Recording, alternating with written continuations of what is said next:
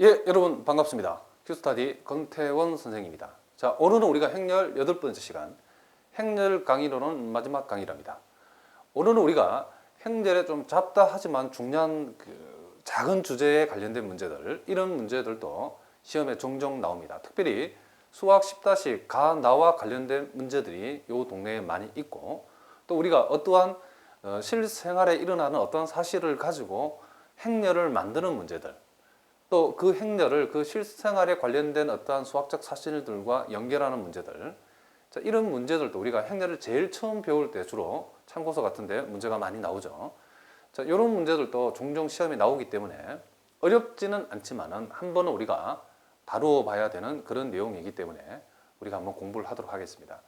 특별히 여러분 교재에 이제 28쪽에 1번 문제 같은 경우는 함수와 행렬의 관계를, 특별히 유리함수와 행렬에 관한 관계를 보여주고 있답니다.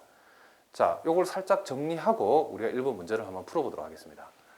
자, 여기 보니까 자, 유리함수와 행렬 이렇게 했는데, 우리가 함수 fx가 cx 플러스 d분의 ax 플러스 b라고 하는 유리함수일 적에 요 유리함수는 행렬 a, b, c, d라고 하는 2 곱하기 2 행렬인 a에 대응할 수 있답니다. 그런데 우리가 여기에서 우리가 중요한 사실 하나가 뭐냐면, 자 이렇게 한번 해봅시다. 만약에 행렬 pq rs라고 하는 함수는 그렇다 그러면 요 함수를 gx라고 하면, 자, 요 행렬은 rx 플러스 s분의 px 플러스 q라고 하는 이 유리함수에 대응할 수 있답니다. 자, 요 행렬을 요 유리함수에 대응할 수 있으면 요렇게 생겨먹은 행렬은 요렇게 생겨먹은 유리함수에 대응할 수 있답니다. 그런데 어떤 사태가 이제 벌어지냐면 이걸 우리가 이렇게 알 수 있답니다. 첫 번째, 자, 우리가 함수 f하고 함수, 이 두 함수의 함수를 f와 g를 합성하라고 하는 것은, 우리가 이것을 행렬로 대응할 때는 행렬 a와 행렬 b에 뭘로 가져간다? 그렇죠, 곱셈으로 가져간답니다. 그러니까 우리가 이렇게 생겨먹은 함수하고 이렇게 생겨먹은 함수를 합성하라고 하면, 이렇게 요 함수에 대응하는 요 행렬과 요 함수에 대응하는 요 행렬 간의 곱을 계산해도 된답니다. 예를 들어서 그러면 FG라고 나온다고 하면 요놈은 어떻게 할 수 있냐면 행렬 A의 제곱에다가 행렬 B를 곱한 걸로 하면 된답니다. 또 예를 들어서 F를 이렇게 n개를 합성하라고 나오면 요 행렬 A를 n번 곱한 거하고 같답니다. 아시겠죠? 또 두 번째, 우리가 이거를 알 수가 있는데, 행렬 함수, 그렇죠? 이 함수 fx의 역함수를 우리가 한번 생각해 보라고 하면, 우리가 행렬에서는 뭐에, 그렇죠, 역행렬에 대응해서 우리가 생각해 볼 수 있답니다. 아시겠죠? 그래서 우리가 유리함수의 역행렬을 구하라고, 역함수를 구하라고 그러면 행렬로 대응을 시켜서 행렬의 역행렬을 구하면 된답니다. 아시겠죠? 자, 그리고 우리가 또 세 번째에 이 단위 행렬꼴이라고 하는 것, 자, 함수를 제가 먼저 적어볼게요. 우리가 이렇게 나온 함수를 우리는 항등함수라고 한답니다. 그런데 이 항등함수는 행렬로 봤을 때는 단위 행렬꼴에 대응이 된답니다. 왜 그런가 하면, 단위 행렬을 KB하면 0, 0, 0, 자, K, 0, 0, K인데 요것을 함수에 대응을 하면, 자, 요 자리가 K라는 숫자 자리고 요게 KX 플러스 0, 0X 플러스 K니까 요놈이 KX랍니다. 그렇기 때문에 요게 약분이 되어져 가지고 결국 단위 행렬을 꼴은 항상 뭐예요? 함수로 나타나면 뭘로 나타난다? 예, 그렇죠. 이렇게 항등함수로 나타난답니다. 아시겠습니까? 이 사실을 우리가 1번 문제에다가 한번 응용을 한번 해보겠다, 이런 얘기입니다. 자, 거기 보니까 함수 fx라고 하는 것이, 자, 함수 fx가 자, x-1분의 x라고 했는데, 거기 보니까 gx라고 하는 함수를 구해봐라고 했는데 요 gx는 요 함수 f를 총 몇 개? 그렇죠. 5번을 합성한 함수다 그랬답니다.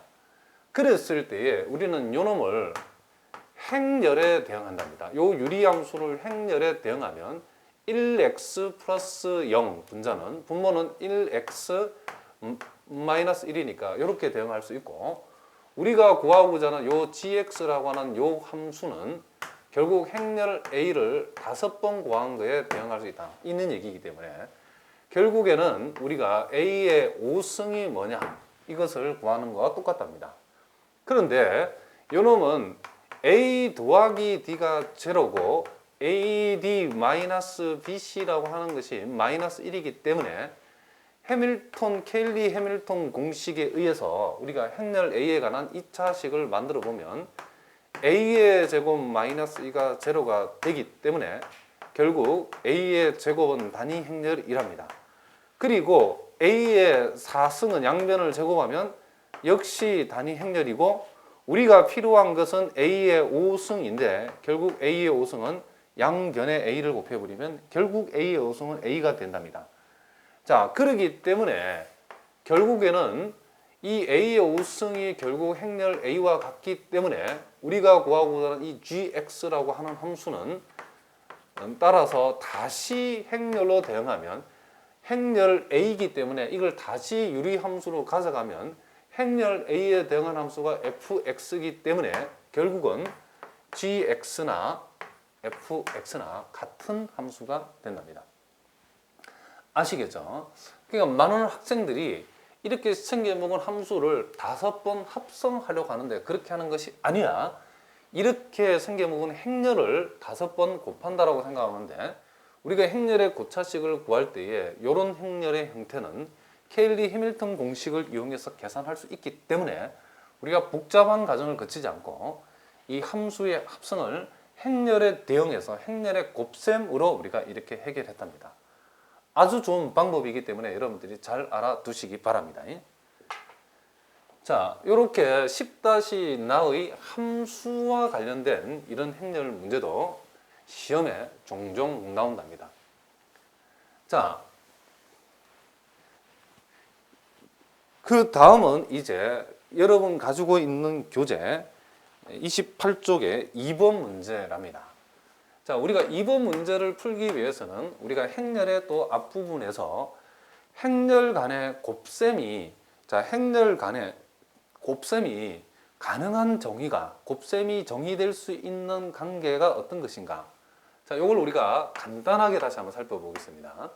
자, 행렬 a 곱하기 b가 정의되기 위해서는, 자, 요 행렬 a가 n 곱하기 n 행렬이라 했을 때 반드시 이 b는 n 곱하기 l 행렬의 꼴이 돼야 된답니다. 자, 다시 한번 행렬 a, b와 두 행렬의 곱셈이 정의되기 위해서는 반드시 앞의 행의 열의 값하고 B의 행의 값이 요 두 놈이 같아야 곱셈이 정의될 수 있고, 그 결과는, 자, 결과는 n 곱하기 l 행렬이 된다. 그 결과는 n 곱하기 요놈 곱하기 요놈 행렬의 모양이 된다는 거. 자, 매우 간단하고 아주 쉬운 내용이랍니다.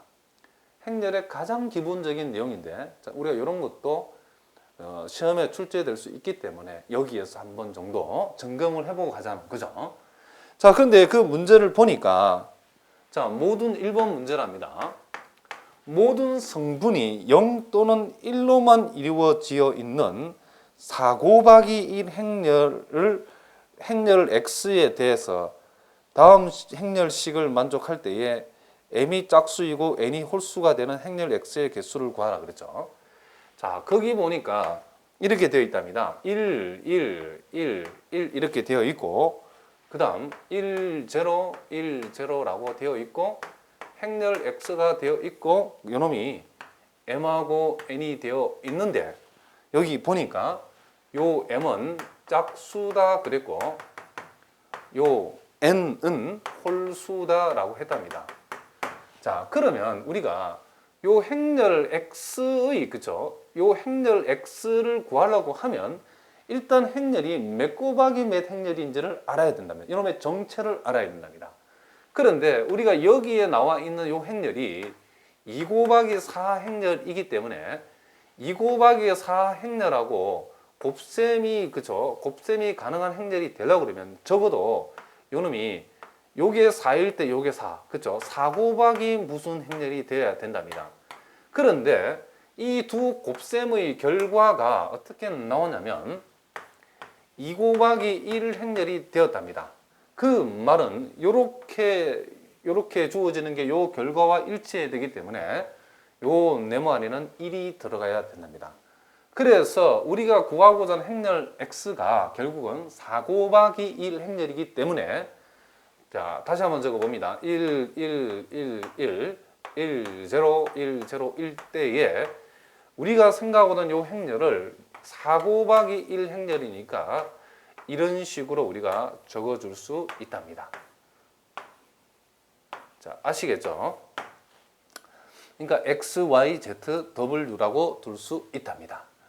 자, 여기에서 우리가 결국 이렇게 곱한 것이 m이기 때문에 결국 x 플러스 y 플러스 z 플러스 w라고 하는 것이 m이 되어야 되고 그리고 이렇게 곱한 거 x 0y 1z 0w이기 때문에 1x 플러스 z라고 하는 것이 뭐가 된다? n이 되어야 한다. 이런 얘기를 합니다.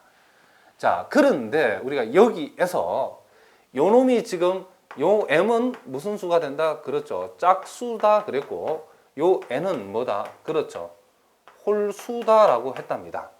그렇기 때문에 이 x, y, z, w라고 하는 요 놈이 이 행렬의 구성이 문제 조건에서 보니까 1하고 0만 될 수 있다라고 했답니다. 그렇기 때문에 0하고 1을 이용해 가지고 두 수의 합이 홀수가 되려고 그러면 요 놈이 1일 때 요 놈이 0이 되는 경우하고 요 놈이 0이 될 때에 요 놈이 1이 되는 경우. 자, 보입니까? 자, 1일 때 0하고 0하고 1일 때 밖에 없답니다.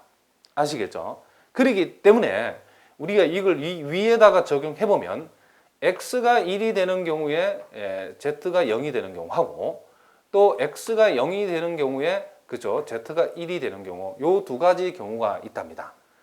그런데 이 전체의 결과가 이렇게 짝수가 되기 위해서는 또 요놈과 자, 우리가 y와 w를 각각 여기 대응하는 값에 정해주면 된답니다.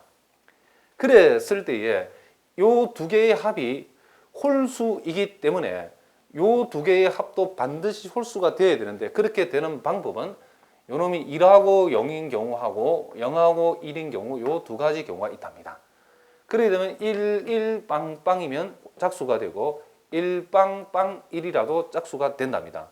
요놈도 마찬가지고 1이고 0이 되거나 그죠? 0하고 1이 되면 된답니다. 0, 1, 1, 0이 되거나 0, 0, 1, 1이 되면 그 결과는 짝수가 될 수 있답니다. 결국에는 이 문제에서 질문한 내용이 이런 행렬 x가 몇 개 있냐라고 얘기했으니까 한 가지, 두 가지, 세 가지, 네 가지 보다시피 이 행렬 x의 가능한 개수는 4개가 있답니다. 자, 이 문제는 곱셈의 정의와 관련해서 수학능력 시험에 지출된 문제랍니다. 곱셈이 어떻게 정의되는가만 알면 쉽게 풀 수 있는 그런 문제랍니다. 자, 계속해서 이제 여러분 교재 29쪽에 있는 문제를 한번 우리가 보겠습니다. 자, 29쪽에 자, 3번 문제랍니다. 자, 이 3번 문제는 점화식의 정의를 응용해 놨는데 임의의 자연수 n에 대해서 자, 2 플러스 i의 n승 자, 2 플러스 i의 n승의 계산의 결과에서 실수부를 n이라고 한다 그랬고 허수부를 우리가 bn이라고 한다고 했답니다. 이랬을 때에 a의 n 플러스 1, b의 n 플러스 1이라고 하는 것이 행렬 a, b, c, d AN, BN을 행렬 A, B, C, D에다 곱한 결과를 AN 플러스 1, BN 플러스 1이라고 했을 때에 우리는 요 A하고 D의 값을 한번 생각해 보라. 이런 얘기인데 결국 이 문제는 AN 플러스 1하고 AN 플러스 1을 AN, BN으로 표시하고 BN 플러스 1도 역시 AN, BN으로 표시했을 때에 그 개수에 붙어 있는 값들이 얼마인가? 그걸 찾는 문제랍니다. 자, 우리는 2 플러스 i의 n승의 정의 2 플러스 i의 n승을 의 실수부를 an, 헛수부를 bn이라고 한다고 했기 때문에 자, 무슨 말 알겠죠? 그러면 2 플러스 i의 n 플러스 1승은 뭐가 되는가라고 하면 요 놈을 전개했을 때 그러면 실수부는 뭐가 된다? 그렇죠. an 플러스 1이 된다는 거고 요거의 전개식에서 허수부는 그렇죠. bn 플러스 1의 된다. 이런 얘기랍니다. 그러면 우리가 여기에서 요식 양변에 2 플러스 i를 하나씩 곱해주면 자 여기에다가 2 플러스 i를 하나 더 곱하면 이렇게 되는데 요 놈이 요 놈이라고 합니다. 그래서 우리는 an 플러스 1 플러스 bn 플러스 1 i라고 하는 것이 요 놈이 요식 양변에다가 2 플러스 i를 하나 더 곱해준 거. 즉 an, bn, i라는 놈에다가 이렇게 2 플러스 i를 곱한 거라고 우리가 적을 수 있답니다.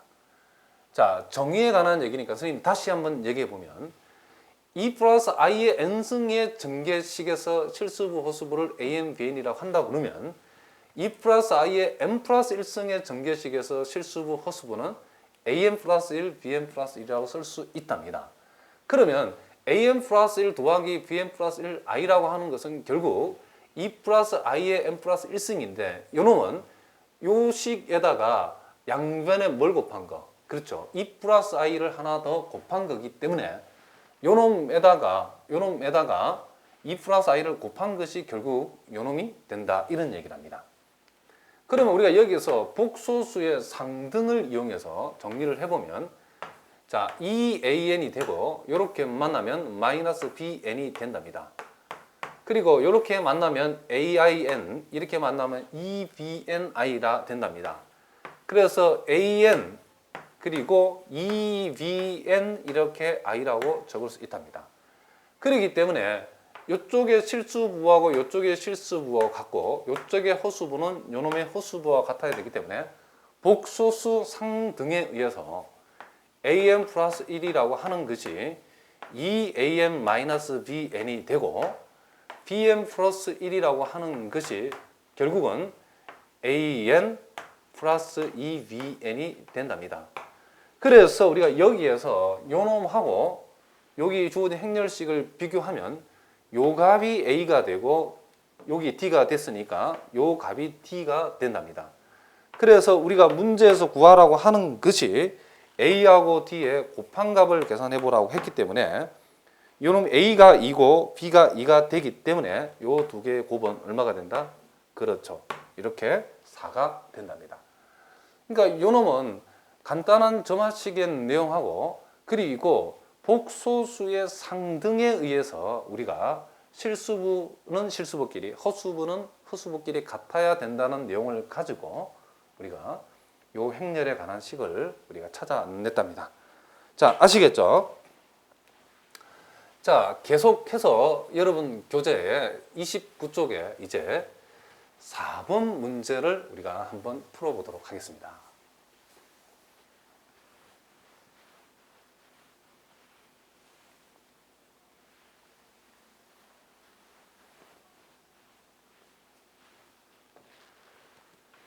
자, 여러분 교재 자 4번 문제랍니다. 4번 문제.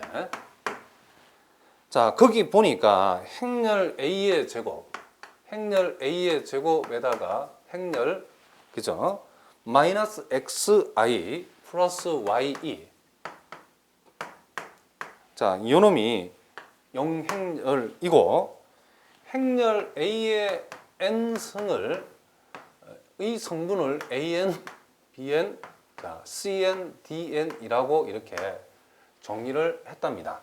자, 이렇게 했을 때에 A1이 0이고 A2가 1이고 A의 3이 2가 된다라고 했을 때에 X 플러스 이 Y의 값은 어떻게 되겠는가?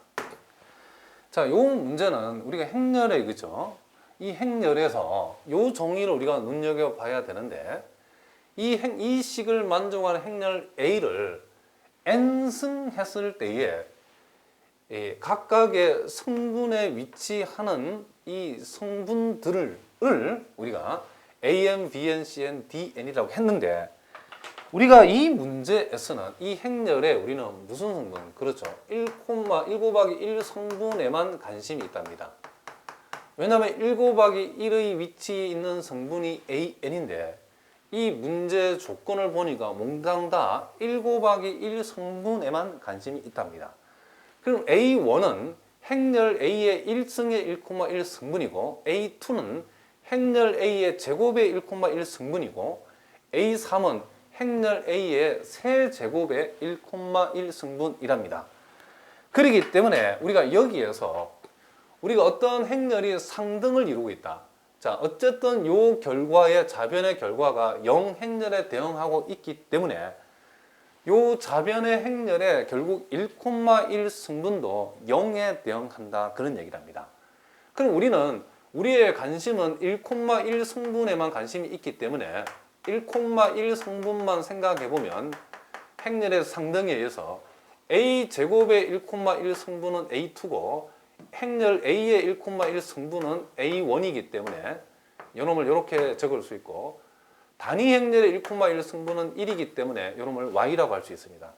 그래서 이 좌변 전체 행렬의 결국 1,1 성분이 이렇게 생겨먹었는데 0행렬의 1,1 성분은 0이 되기 때문에 일단 우리는 여기에서 이런 식을 하나 뽑을 수 있답니다.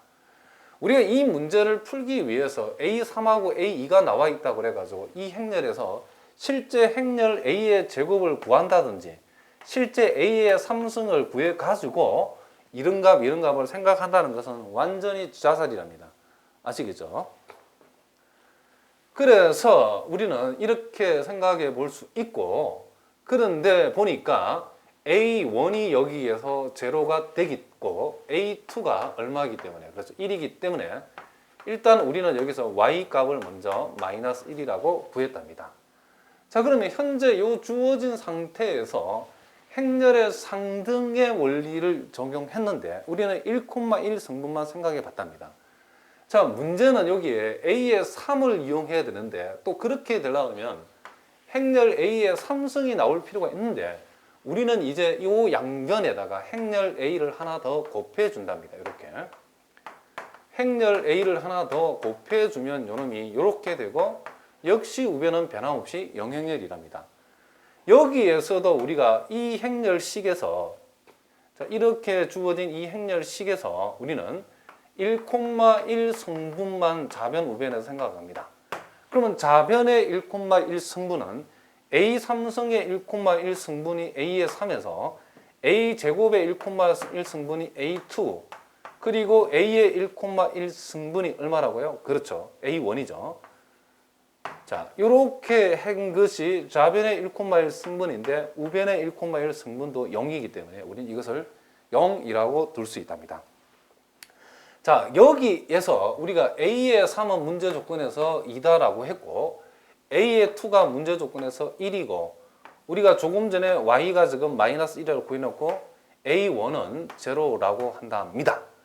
그렇기 때문에 요놈이 2가 되고 요놈은 X가 되고 요놈이 0이 되기 때문에 0이 된답니다. 따라서 우리가 X를 구해보면 X는 보다시피 이렇게 2라고 구해진답니다. 그래서 문제에서 요구하는 X 플러스 Y의 값은 얼마나 이랬을 때 이런 두 개를 더하니까 얼마가 된다? 그렇죠. 1이 된다. 이런 얘기를 합니다. 자, 다시 한번 볼까요? 우리가 요 행렬 A의 n승의 성분을 AN, BN, CN, DN이라고 정의되어 있는데 이 문제 조건에서 AN에 관한 얘기만 나오기 때문에 우리는 1,1 성분만 생각을 한답니다. 그런데 우리가 행렬의 상등의 기본 원리에 의하면 어떤 좌변에 있는 행렬과 우변의 행렬이 같다라고 했을 때는 같은 성분에 위치하는 행렬의 값들은 다 같은 걸로 취급한답니다. 그렇기 때문에 이 좌변에 우리가 1,1 승분을 구해보면 이렇게 나오고 우변의 1,1 승분은 0이기 때문에 이렇게 1,1 성분만 여기에서도 1,1 성분만 정의에 의해서 비교해가지고 이 문제의 답을 낼 수 있답니다. 자, 아시겠죠? 자, 그 다음 이제 여러분 교재 30쪽이랍니다. 자, 30쪽에 5번 문제가 있는데 자, 이 문제는 우리가 행렬을 처음 배울 때 아마도 여러분들이 주어진 정의에 따라서 행렬을 만들어 보는 문제 요거도 가끔 시험에 나오는데 누구나 풀 수 있는 문제랍니다. 그러나 우리가 실수하지 않고 풀어보기 위해서 좀 연습이 필요하답니다. 그리고 주어진 정의, 행렬의 원을 어떻게 정의했는가를 정확하게 읽어내는 그런 연습이 필요한 문제랍니다. 자, 거기 보니까 집합 A가 나와 있는데 집합 A는 A1, 자, A의 2, 자, A의 3이랍니다. 그리고 집합 B는 3개가 나와 있는데 B1은 A1, A2가 되어 있고 B2라고 하는 것은 원소가 A1, A2, 자, A의 3이라고 되어 있답니다. 그리고 B3라고 하는 것은 원소가 A의 3으로만 되어 있는데 자, 우리가 구하고자 하는 행렬을 C라고 CIJ는 어떻게 정의했냐면 J-I로 구하든지 아니면 J에다가 I를 더하든지 라고 했는데 어떻게 해야 되냐면 행렬 A 이 집합의 원소 AI가 어떤 BJ라고 하는 그쵸 집합에 포함이 되면 J에서 I를 빼라고 그랬고 AI가 BJ라고 하는 집합에 포함되지 않으면 J하고 I를 더한 것을 행렬의 원으로 쓰라 이랬답니다.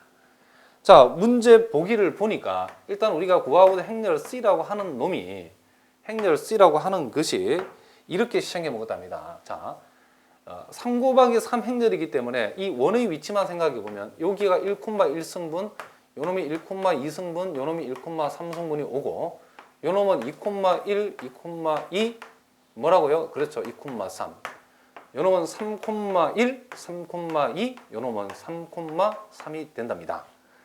그런데 여기에서 요 앞에 있는 게 I고 뒤에 있는 게 J랍니다.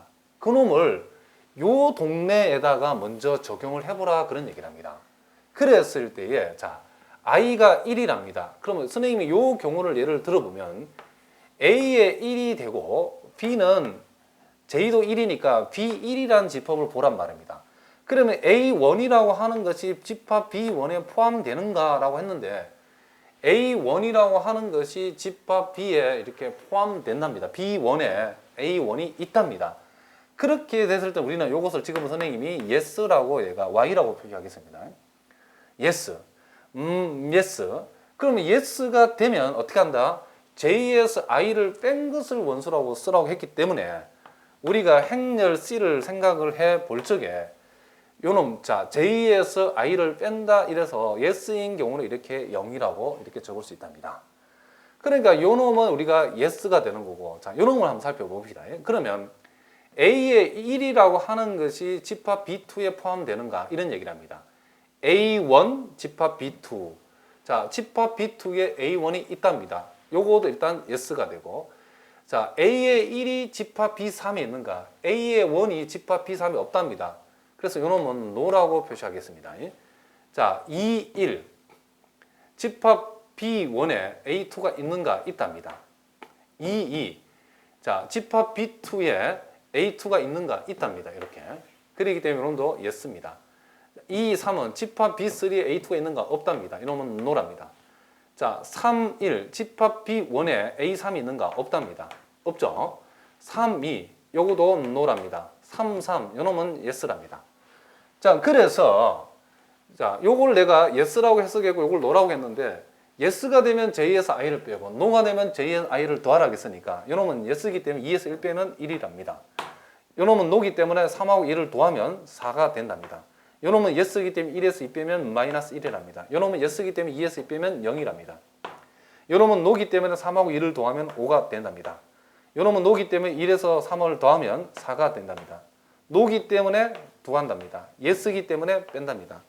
그래서 우리가 구한 행렬은 0, 1, 4, 마이너스 1, 0, 5, 4. 요놈이 틀리답니다. 요놈이 보니까 선생님 좀 잘못했는데 3, 2는 B2 안에 A3이 있네요. 이건 노가 아니고 얘랍니다. 예.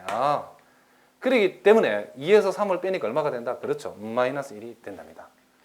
자, 이런 문제는 굉장히 귀찮은 문제고 이렇게 선생님처럼 실수도 할 수 있는데 여러분들이 그러나 어려운 내용은 아니기 때문에 차분히 주어진 정리를 잘 해석을 해가지고 우리가 원하는 행렬을 찾아주면 된답니다. 어쨌든 보기에서 구하고자 하는 답은 5번이 된답니다. 아시겠죠?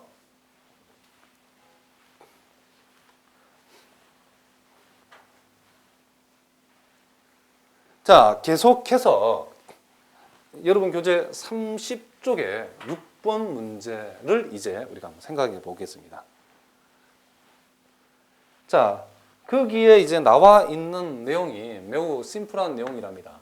자, 6번 문제를 봅니다.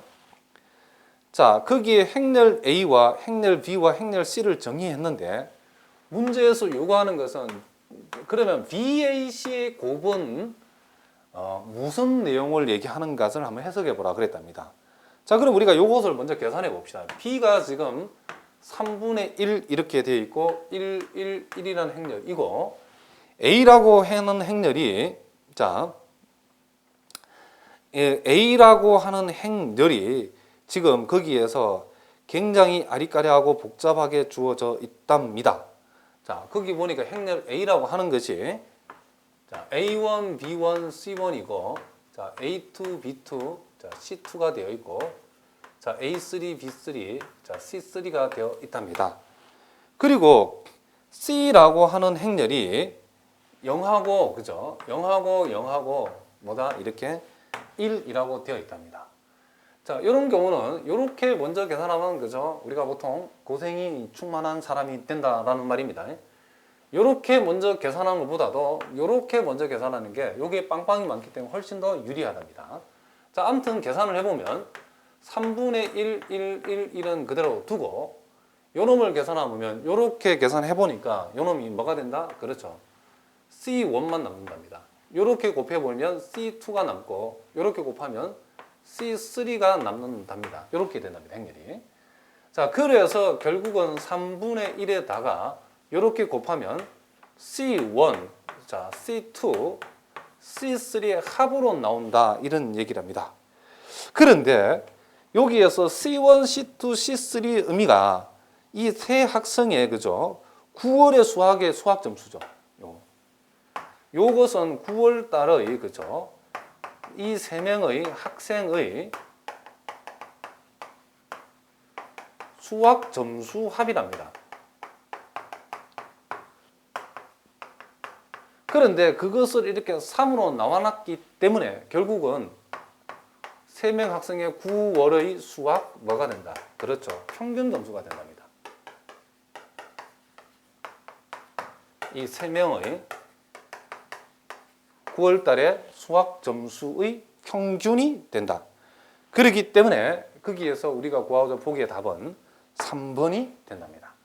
그러니까 이런 경우도 우리가 행렬을 곱해놓고 이 행렬에 의미를 좀 부여해놨는데 그 행렬에 부여한 의미가 무엇인지를 우리가 문제 내용을 읽어보고 해석하는 그런 문제랍니다. 자, 이런 문제도 여러분 중요하기 때문에 여러분들이 많이 연습을 해 보셔야 된답니다. 자, 그리고 이제는 31조 문제도 역시 행렬의 의미를 준 내용을 어떻게 해석할 수 있는가 그런 문제랍니다. 자, 7번 문제인데 자, 거기에 한 건축업자가 도시형 가옥 4채, 도시 4채, 농촌 6채를 건축하려고 주문을 받았는데 자, 집을 짓는데 각각 도시형 농촌형에 필요한 자재와 목재의 관한 자료가 하나 나와 있고 그리고 그 자재 하나하나의 가격하고 단위 자재의 가격하고 단위 자재의 운반비가 철제와 목재에 대해서 나와 있답니다. 자, 이랬을 때 이렇게 도시 4채, 농촌 6채 가옥을 짓기 위해서 총 들어가는 비용이 얼마인가 이것을 한번 계산해 보라겠답니다. 우리는 이런 문제는 일단 무엇을 생각하냐면 우리가 도시 4채, 농촌 6채인데 일단은 우리가 각각의 그죠? 즉 도시형 한 채 그리고 농촌형 주택을 짓는데 한 채를 짓는데 그죠? 들어가는 비용. 요 비용을 먼저 우리가 한번 생각을 해보자 이런 겁니다. 그러니까 도시형을 4채 짓고 농촌형을 6채 짓기 때문에 요 한 채 비용을 계산해서 각각에 4를 곱하고 6을 곱해서 더해주면 된답니다. 자, 그런데 거기에 주어진 두 자료를 행렬로 표시해 보니까 자, 8하고 20하고 자, 5하고 25가 되어 있고 그리고 그 밑에는 35 그리고 2분의 1 그리고 12 그리고 5분의 1이 이렇게 되어 있답니다. 그러면 요 두 행렬의 곱셈의 의미는 뭐냐면 자, 요 놈은 그죠? 요렇게 곱했을 때에 요렇게 곱해지고 요렇게 곱해지고 하는 요 의미는 우리가 요 놈이 지금 도시형 그 주택을 짓는데 이 8하고 20이라고 하는 것은 철제의 소요되는 개수 그리고 목재가 소요되는 개수랍니다. 그리고 요 35, 12는 요 놈은 35는 철제의 단위 가격이고 요거는 목재의 단위 가격이랍니다. 그렇기 때문에 요 행렬을 곱했을 때 나타난 요 놈의 의미는 도시형 집을 한 채 짓는 데 들어가는 철제와 목재의 가격을 얘기한답니다. 그래서 우리가 요걸 다시 한번 적어 보면 자, 실제 8 곱하기 35에다가 20 곱하기 12를 계산을 해 보면 요 놈이 520이 나온답니다. 그럼 요 520의 의미는 도시형 한 채를 짓는 데 들어가는 철제 가격과 그리고 목재 가격이랍니다. 비용이랍니다. 자, 그리고 요렇게 곱했을 때 의미는 자, 요놈하고 요놈하고 곱하고 요놈하고 요놈의 곱의 의미는 여기에 나타나는 것이 자, 운반비랍니다. 운반비. 철제 하나 옮기는 데 드는 운반비 그리고 목재 하나 옮기는 데 드는 운반비이기 때문에 철제 8개 이렇게 곱해지면 철제 8개 옮겨지는 운반비고 이렇게 곱해지는 것은 목재 20개를 옮기는 데 드는 운반비랍니다. 그렇기 때문에 결국은 8 곱하기 2분의 1, 20 곱하기 5분의 1을 해보면 이게 8이 나오는데 이 8의 의미는 도시형 한 채를 짓는 데 소요되는 총 운반비랍니다. 이렇게 이제 같은 방법으로 이렇게 곱해보고 또 이렇게 곱해보면 그 결과가 475가 나오고 2분의 15가 나오는데 요놈이 결국에는 뭡니까? 도시형 한 채를 짓는데 들어가는 총 비용이라면 요거 두 개 합이 재료비, 운반비 요놈이 뭡니까? 그렇죠. 농촌형 한 채 짓는데 들어가는 재료비 그리고 운반비랍니다. 그래서 우리가 도시형 한 채 짓는데 총 들어가는 비용은 5분의 2 더하기 8, 520 더하기 8이니까 528이 되고 농촌형 한 채 짓는데 총 들어가는 비용은 475 플러스 2분의 15 이렇게 단위는 10,000원이랍니다. 그런데 우리가 구하고자 하는 이 총 비용이라고 하는 것이 뭐냐면 자, 도시형 한 채 짓는데 들어가는 비용이 528이고 그런 집을 4채 짓는다니까 4를 곱하면 되는 것이고 농촌형 한 채 짓는데 들어가는 비용이 요만큼이 되는데 요런 집을 몇 개, 그렇죠. 6개 짓는다고 했으니까 총 비용은 이렇게 된답니다. 그래서 요놈을 다 곱해서 더해 보면 뭐가 된다? 그렇죠. 5,007이 나오고 단위는 10,000원이랍니다. 그러니까 이런 문제들은 주어진 그 데이터를 행렬로 두고서 그 행렬을 곱해봤을 때 그 곱셈의 결과가 무엇을 의미하는 것을 여러분이 찬찬히 살펴보면 된답니다. 이 6번하고 7번은 그와 같은 내용을 묻는 문제이기 때문에 그 행렬의 곱셈이 의미하는 것이 어떤 의미를 갖고 있는가를 파악하는 그런 문제랍니다. 자, 괜찮은 문제죠. 자, 계속해서 여러분 교재 8번 문제도 우리가 한번 풀어보도록 하겠습니다.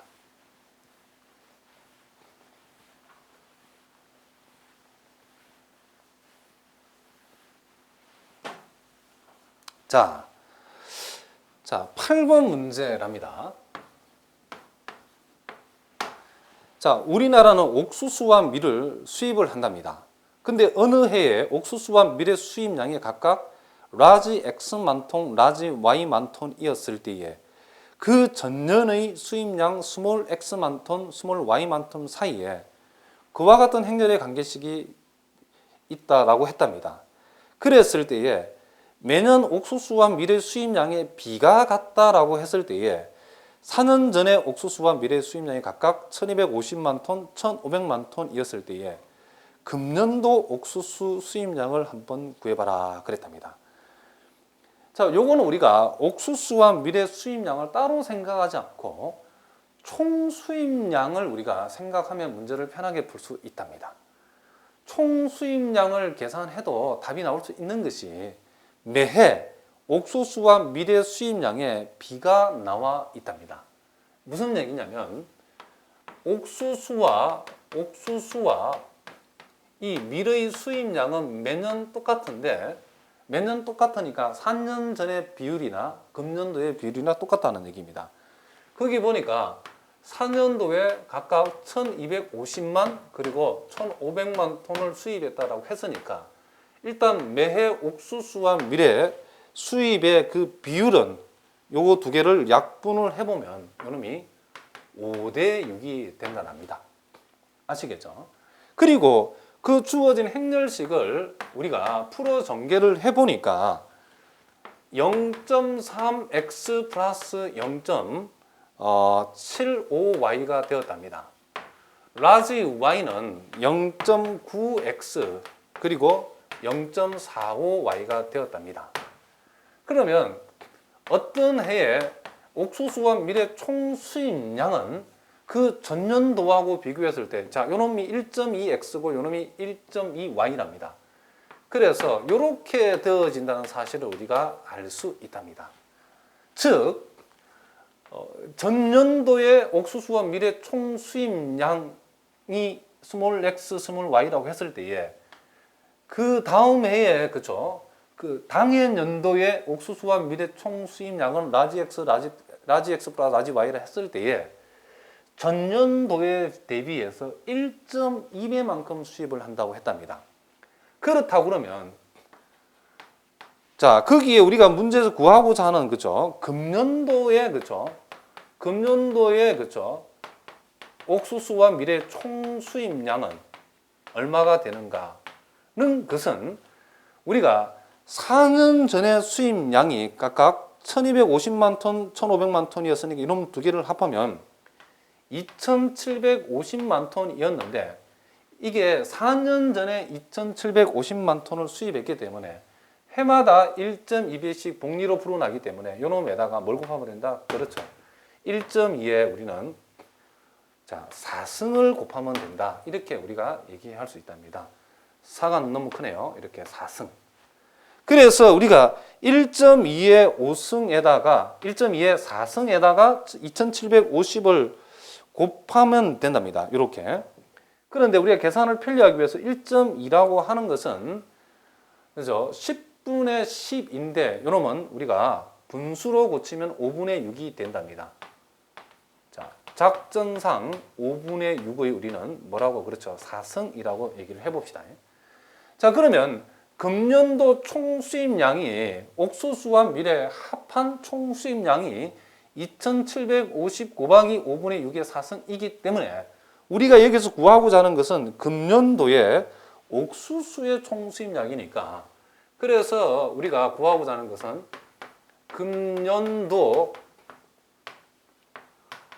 옥수수 수입량이 어떻게 되는가 이것만 우리가 생각하면 된답니다.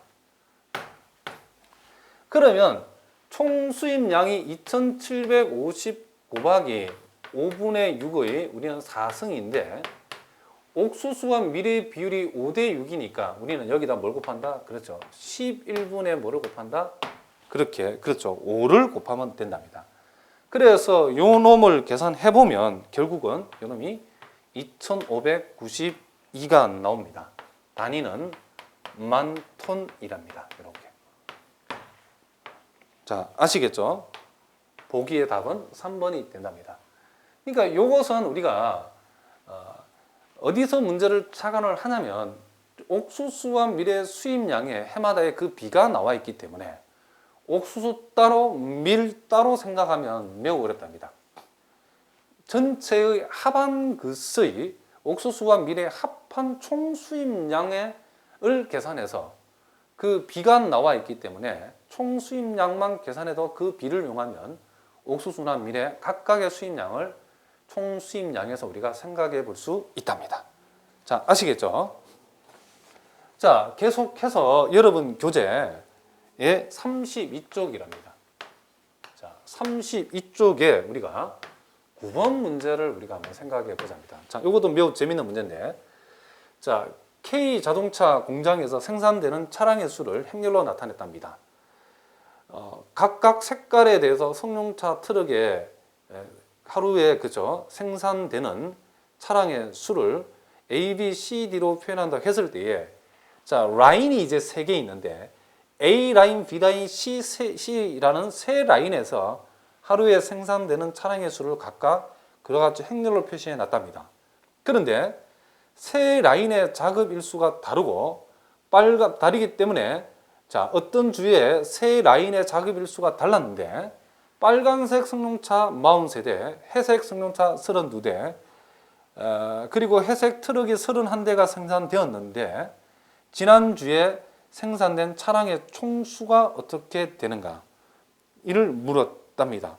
그럼 여기서 우리가 빨간색 트럭 수를 모른다 이런 얘기를 합니다. 그래서 빨간색 트럭 수를 우리가 계산해서 총 차의 생산 대수를 우리가 알아보자 그런 얘기를 합니다. 근데 이 각 라인에 자 A 라인하고 B 라인하고 C 라인에 일주일 동안 사정이 있어서 작업 일수가 달랐답니다. 그럼 우리가 며칠인지 모르니까 A 라인은 P1을 작업했고 Q 라인은 Q2를 작업했고 C 라인은 R1만큼 작업했다라고 칩시다. 그러면 각각의 이 생산한 총 차량의 대수는 자 거기에 보니까 A 라인의 차량의 생산 대수는 행렬로 표시되는데 하루 생산 대수가 이만큼이기 때문에 P1을 곱하게 되면 A 라인에 만들어진 요 행렬의 원은 총합은 총 차량 대수랍니다. 같은 방법으로 Q 곱하기 4, 3, 3, 2를 우리가 생각해 볼 수 있고 그리고 R 곱하기 뭐라고 할 수 있다? 그렇죠. 2, 2, 1, 3을 우리가 생각해 볼 수 있답니다. 그럼 이렇게 하면 총 종류별 총 차량 대수의 합이 나오는데 그것을 문제에서 요놈이 43이라고 했고 요놈은 32라고 했고 요놈은 31이라고 했는데 요놈은 우리가 뭔지 모른답니다. 우리가 계산하고자 하는 것은 요거의 총 합인데 요걸 알라 그러면 X를 알아야 된다 이런 얘기를 합니다. 그래서 우리가 행렬의 상등을 이용하면 자 3P 플러스 요놈 만나면 뭐가 되죠? 그렇죠. 4Q가 되고 2R이 된답니다. 1,1 성분의 합은 43이 됩니다. 자, 그리고 요걸 먼저 생각해 보면 2P에다가 이렇게 하면 3Q에다가 자, 이렇게 하면 R이랍니다. 그래서 2,1 성분의 총합은 31합니다. 자, 이제 P가 되고 그리고 2Q가 되고 자, 그리고 3R이랍니다. 2 곱하기 2 성분의 총합은 31이랍니다. 이렇게. 그래서 우리가 연립 방정식 요것을 우리가 풀어줄 수 있답니다. 그래서 요 놈을 풀어봤더니 P가 얼마 나오냐면 5가 나왔고 Q가 얼마 나오냐면 4가 나오고 R이 6이 나왔답니다. 따라서 우리는 여기에서 X를 생각해 볼 수 있는데 X는 1,2 승분이랍니다. 그래서 요 놈은 2P 플러스 자 3Q죠. 3Q 플러스 그리고 2R이 되었는데 PQR을 구한 요 값을 여기에다가 대입을 하게 되면 요 놈이 얼마가 나온다? 그렇죠. 34가 나온답니다. 그렇기 때문에 우리가 구하고자 하는 총 값은 43에다가 요 놈이 34가 나왔답니다. 32, 31을 더하면 되는데 총 더한 총 차량의 대수가 몇 대가 된다? 140대가 된다는 것을 우리가 알 수 있답니다. 자, 이렇게 해서 우리가 9번 문제까지 살펴봤는데 이런 문제는 선생님이 굳이 다 풀 필요가 없답니다. 여러분들이 충분히 풀 수 있을 텐데 미리 풀어보시고 여러분들이 한번 확인해보고, 일단 우리가 행렬의 강의에서는 선생님이 9번까지만 풀겠습니다. 그리고 10번부터 그 뒤에 남아있는 몇 개의 문제는 자료실에 풀이를 올려놓을 테니까 여러분들이 충분히 그 풀이를 보고 풀 수 있을 거랍니다. 아시겠죠? 그래서 다음 시간부터는 우리가 지수 로그에 대해서 공부를 하도록 하겠습니다.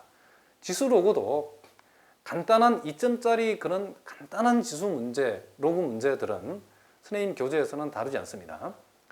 우리가 지금 좀 어려운 4점짜리라든가 좀 그런 수준이 있는 3점짜리 문제를 해결할 수 있는 그런 주제들을 우리가 쭉 주제별로 한번 살펴볼 텐데, 여러분들이 그런 문제를 잘 극복해야 시험에서 역시 고득점을 만들 수 있답니다. 자, 일단 이렇게 해서 우리가 행렬을 정리하고, 여러분이 이해가 잘 안 되시는 분들은 우리가 동영상 강의의 장점이 반복해서 들을 수 있답니다.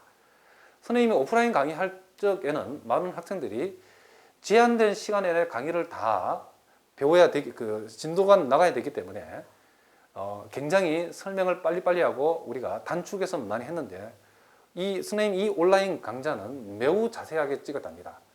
그래서 아마도 여러분들이 3등급 이상만 되면 충분히 우리가 알아들을 수 있는 내용으로 찍었기 때문에 여러분들이 반복해가지고 한 번 내가 알 것 같아 이런 사람들은 한 번 더 반복해서 확실하게 정리해서 여러분들 시험에서 좋은 점수를 받도록 여러분 노력하시기 바랍니다.